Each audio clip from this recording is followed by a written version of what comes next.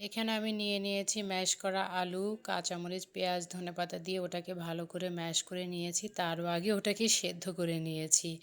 আর আছে বিভিন্ন রকমের শীতের সবজি সেদ্ধ, কাবাব মশলা, স্বাদ মতো লবণ আর প্রয়োজন মতো ওটস।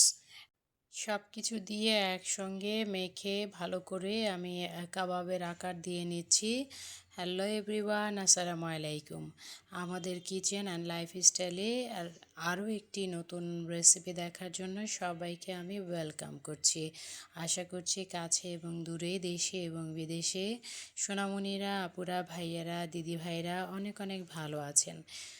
দোয়া করি ভালো থাকুন, সুস্থ থাকুন। আসলে আমি ওভাবে রেসিপি আপলোড করতে পারি না বা করা হয় না, কারণ আমি খুব স্বল্প মশলায় রেসিপিগুলো করি। খুব একটা ফাঁকি ঝুঁকি টাইপের হয়। তারপরও মনে হলো আজকের এই কাবাব মশলাতে ওই রকম কোনো মশলা নেই, বরং একটা হেলদি একটা রেসিপি, তাই সবার সঙ্গে শেয়ার করাই যেতে পারে, সেজন্যই এটা শেয়ার করলাম। আর এখানে কোনো মাংস নেই, মাছ নেই। সবজিগুলো সব সেদ্ধ করে নিয়ে একটু কম করে সেদ্ধ করতে হবে। আলুটাও একটু কম, মানে পুরো নয়, 80% করে নিয়ে সব মিক্স করে নিয়েছি। এখানে ফুলকপি, পাতাকপি, তারপর টমেটো, বেগুন, শিম, মূলো, সব রকমের সবজি আছে। তো সিদ্ধ করে নিয়ে ওটস দিয়ে ভালো করে মেখে স্বাদ মতো ঝাল মিক্স করে এটাকে আমি কাবাবের শেপ দিয়ে নিয়েছি। এখন এটাকে আপনি কিছুক্ষণ নর্মাল ফ্রিজে রেখে দিতে পারেন, ডিপে রাখার প্রয়োজন নেই, কারণ আপনি যেহেতু সাথে সাথে ভেজে ফেলবেন তাহলে আর ও ডিপে রাখতে হবে না। আর এটাকে সাথে সাথে ভেজে নিলে অনেকটাই টেস্টি হয় বেশি। আর ফ্রোজেন করলে সেখানে ভিন্ন রকম আরেকটা প্রসেস ইউজ করতে হয়। তো আমি যেহেতু এখানে সরাসরি ভেজে ফেলবো, তাই ওইভাবে কিছু আর করিনি। তো আপনি যদি ভেজিটেরিয়ান হন তাহলে এখানে আপনি ডিম না দিয়ে আটার গোলা করে সেখানে চুবিয়ে বিস্কিটের গুঁড়া দিয়ে ভেজে নিতে পারেন। আমি যেহেতু এটা ওটস দিয়েছি, ওটসটা নিজেই সব কিছুকে সবজির পানি শুষে নিবে, আলু আছে বাইন্ডার হিসেবে ভালো কাজ করবে।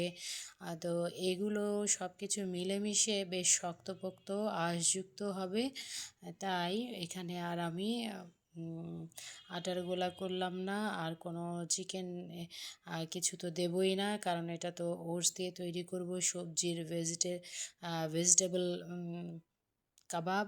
তাই এভাবেই তৈরি করে নিয়েছি। আর এটা খেতে একদম মাংসের কাবাবের মতো হয়।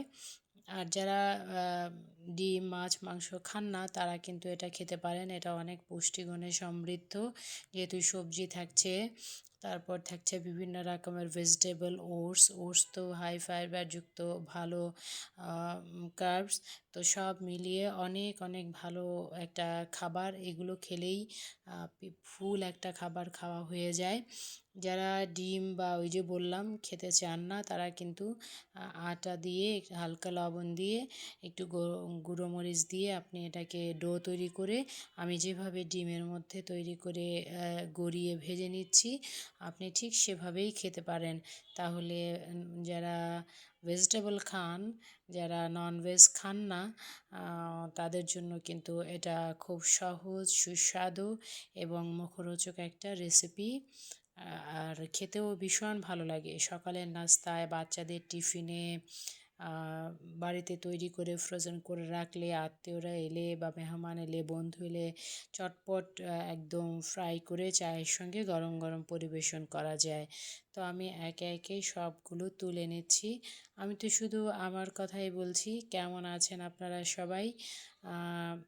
আমার এই চ্যানেলে সবাইকে আরও একবার স্বাগতম। আর ছোট্ট একটা রিকোয়েস্ট, আমার এই চ্যানেলটা যেহেতু নতুন কাজ করছি, তাই আমার বন্ধুদের প্রতি রিকোয়েস্ট রইল একটা লাইক দিয়ে সাবস্ক্রাইব করে, চ্যানেলের কোনো অংশ যদি ভালো লেগে যায় তাহলে শেয়ার করে চ্যানেলটাকে গ্রো করতে সহযোগিতা করবেন। যেভাবে আপনারা সব সময় আমার পাশে ছিলেন, আশা করব এখনও একইভাবেই আমার পাশে, আমার চ্যানেলের পাশে বন্ধু হয়ে থাকবেন। আর আমিও আমার বন্ধুদের জন্য অবশ্যই ভালোবাসা নিয়ে আছি। তো আমি একের পর এক এইভাবে তৈরি করে নিচ্ছি। ভয়েস ওভার করার সময় কিন্তু আমার নাকে একটা কাবাবের যে স্মেল সুন্দর আসছে, মনে হচ্ছে আমি এখনই সেটা পাচ্ছি। তো এটা খেতে অনেক ভালো হয়। কেউ এটাতে খুব বেশি ঝাল নাও দিতে পারেন, কিন্তু আমি ঝাল ঝাল করে সেদিন তৈরি করেছিলাম, ভালোই লেগেছে। রেডি কাবাব মশলা দিয়েও আপনি খুব সহজে এটা তৈরি করে নিতে পারেন। আমি তো আমার বাসায় তৈরি করা কাবাব মশলাটা দিয়েছিলাম।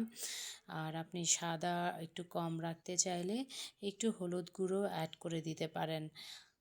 এই তো, যেহেতু বাচ্চাদের জন্য আমি করছি, বাচ্চা মানে আমার বড় বাচ্চা, তো এইখানে আমি কিন্তু গোলমরিচ গুঁড়োর পরিমাণ বেশি দিয়েছি।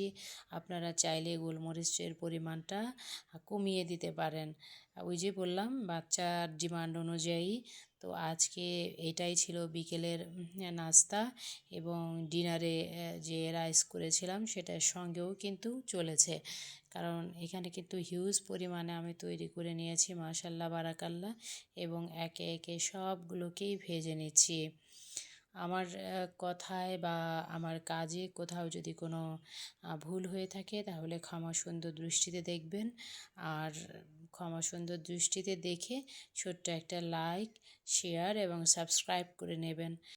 লাইক এবং সাবস্ক্রাইব করার পর অল অপশনটিকে সিলেক্ট করতে ভুলে যাবেন না যেন।